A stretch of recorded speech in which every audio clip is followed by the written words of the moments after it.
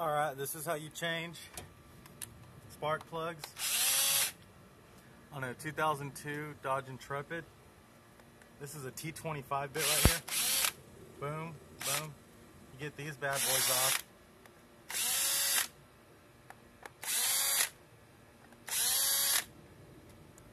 Just get every single one of these.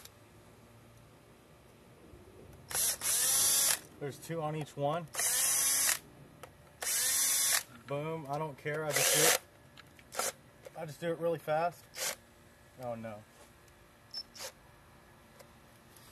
When you do it really fast, that's how you strip it out right there. That's okay. I got another bit for that.